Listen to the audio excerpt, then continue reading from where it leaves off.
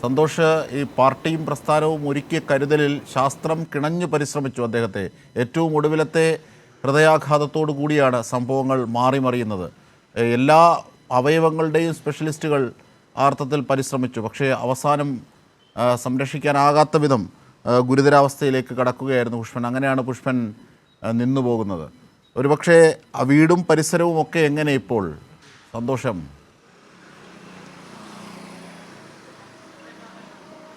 അജിംഷാദ്, സഖാവ് പുഷ്പൻ, അതായത് ഏറ്റവും മികച്ച ചികിത്സയാണ് പുഷ്പന് പാർട്ടി നൽകിയിട്ടുള്ളത്. ഈ ഘട്ടത്തിൽ മാത്രമല്ല, ചെറിയൊരു തലവേദന വന്നാൽ പോലും അത്രയും ശ്രദ്ധയോടുകൂടിയായിരുന്നു പുഷ്പൻ്റെ കാര്യങ്ങൾ ഡിവൈഎഫ്ഐയും പാർട്ടിയും നോക്കിയിരുന്നത്. മാത്രമല്ല, ഈ ഒരു കൂത്തുപറമ്പിലെ ഈ വെടിവെപ്പിന് ശേഷം പുഷ്പൻ ഈ സഹന കിടക്കയിലായ സമയത്ത് അതിനുശേഷം ഈ നാട്ടിൽ പാനൂരിലെ ഓരോ പാർട്ടിക്കാരും പുഷ്പനെ സ്വന്തം കുടുംബാംഗം എന്നുള്ള രീതിയിലായിരുന്നു നോക്കിയിരുന്നത്. പുഷ്പൻ്റെ നേതാക്കന്മാരെത്തുമ്പോൾ മാത്രമല്ല, അവസരം കിട്ടിയാലെല്ലാം പുഷ്പനെ വീട്ടിലെത്തി സന്ദർശിക്കാൻ ഇവിടെയുള്ള പാർട്ടി പ്രവർത്തകർ സമയം കണ്ടെത്തിയിരുന്നു. മാത്രമല്ല, പുഷ്പൻ്റെ ഒപ്പം സദാസമയവും ഒരു ഡിവൈഎഫ്ഐ പ്രവർത്തകനെ പുഷ്പനെ സംരക്ഷിക്കാനും പുഷ്പൻ്റെ കാര്യങ്ങൾ ചെയ്യുന്നതിനുമായുള്ള ചുമതല അത് മാറി മാറി ഓരോരുത്തരായി ആ ചുമതല നിർവഹിച്ചു കൊണ്ടിരിക്കുകയായിരുന്നു. പുഷ്പൻ തന്നെ പലപ്പോഴും അത് പറഞ്ഞിട്ടുണ്ട്. ഇതിനപ്പുറം ഒരു സംരക്ഷണം മറ്റൊരു പാർട്ടിക്കും നൽകാൻ കഴിയാത്ത വിധമാണ് ഇത്തരത്തിൽ പാർട്ടി തന്നെ കൊണ്ടു നടക്കുന്നത് എന്ന് പുഷ്പൻ പറഞ്ഞിട്ടുണ്ട്.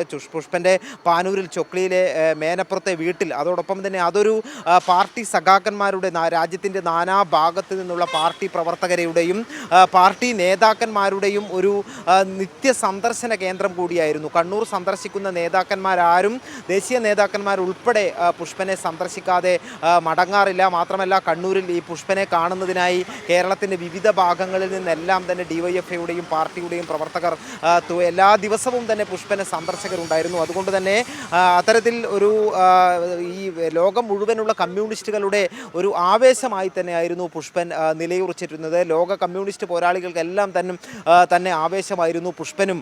ഈ പുഷ്പൻ്റെ പോരാട്ട വീര്യവും പലതവണ ഇടതുവിരുദ്ധരെല്ലാം തന്നെയും പുഷ്പനെ സമീപിക്കുകയും ചില സംഭവങ്ങളെല്ലാം ഉണ്ടായപ്പോൾ പാർട്ടിക്കെതിരെയെല്ലാം തന്നെ പ്രതികരണം നടത്താൻ പുഷ്പനെ പ്രേരിപ്പിക്കുകയും ചെയ്തെങ്കിലും ആ ഘട്ടത്തിലെല്ലാം തന്നെയും പാർട്ടിക്കൊപ്പം അടിയുറച്ച് നിന്നുകൊണ്ട് ഈ പാർട്ടിയാണ് ഏറ്റവും വലുത് എന്ന് പ്രഖ്യാപിച്ച നിലപാടാണ് പുഷ്പൻ എല്ലാ ഘട്ടങ്ങളിലും സ്വീകരിച്ചു വന്നിട്ടുള്ളത്. ശാരീരിക അവശതകൾക്കിടയിലും പാർട്ടിയുടെ ദൈനംദിന കാര്യങ്ങൾ അന്വേഷിക്കാനും അതോടൊപ്പം തന്നെ പാർട്ടിയിൽ നടക്കുന്ന സമരങ്ങളും മറ്റുമെല്ലാം നിരന്തരം വീക്ഷിക്കാനും പുഷ്പൻ സദാസമയവും സമയം കണ്ടെത്തിയിരുന്നു എന്നുള്ളത് തന്നെയാണ് ഏറ്റവും പ്രധാനപ്പെട്ട കാര്യം. ഈ അടുത്ത കാലത്ത് പോലും പല പാർട്ടി പരിപാടികളും ഉണ്ടാകുമ്പോൾ പുഷ്പൻ ആ കാര്യം വളരെ കൃത്യമായി ദൈനംദിനമായി പാർട്ടിയുടെ കാര്യങ്ങളും രാഷ്ട്രീയ സംഭവ വികാസങ്ങളും എല്ലാം തന്നെ നിരീക്ഷിക്കുന്ന ഒരു വ്യക്തിത്വമായിരുന്നു. കൈരളി ടി വിയിലാണ് സ്ഥിരമായി ഈ രാഷ്ട്രീയ കാര്യങ്ങളെല്ലാം തന്നെയും മുറിയിലുള്ള അദ്ദേഹത്തിന് കിടപ്പുമുറിയിൽ ടി വി വെച്ച് അതുവഴി എല്ലാ കാര്യങ്ങളും അറിയുമായിരുന്നു. നമ്മളെല്ലാം ഫോൺ വിളിച്ച് പലപ്പോഴും പല കാര്യങ്ങളെക്കുറിച്ച്, രാഷ്ട്രീയ കാര്യങ്ങളെക്കുറിച്ച് അന്വേഷണം നടത്തുമായിരുന്നു. അത്തരത്തിൽ ഈ ഒരു സഹന സൂര്യനായി ലോകം മുഴുവനുള്ള കമ്മ്യൂണിസ്റ്റുകൾക്ക് ആവേശമായി പുഷ്പൻ ഈ ഒരു കിടക്കയിൽ കിടക്കുന്ന സമയത്തും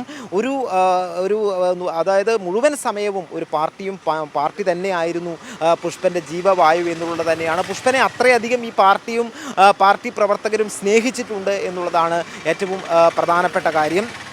പുഷ്പൻ്റെ എന്ത് കാര്യത്തിനും ഓടിയെത്താൻ ഈ പാനൂരിലെ പാർട്ടി പ്രവർത്തകരും ഡിവൈഎഫ്ഐയുടെ പ്രവർത്തകരും എല്ലാം തന്നെ ഉണ്ടായിരുന്നു. ഏതായാലും പുഷ്പൻ്റെ ഇപ്പോൾ ഒരു വിയോഗമറിഞ്ഞ് വലിയ ഒരു വേദനയിൽ തന്നെയാണ് ഈ നാട് ഉള്ളത്. അജിംഷാദ്.